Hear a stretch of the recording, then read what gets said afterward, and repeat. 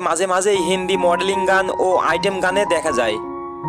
তবে এবার শোনা যাচ্ছে অনন্য মামুন পরিচালিত দরদ সিনেমার একটি আইটেম গানে ডান্স করতে চলেছেন মনি রায়।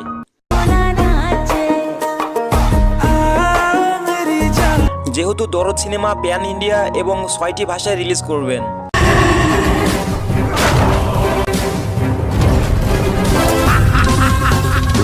আর সিনেমাটি ভারত বাংলাদেশ যৌথ, সেখানে তো ভালো মানের আইটেম গান থাকতেই হবে।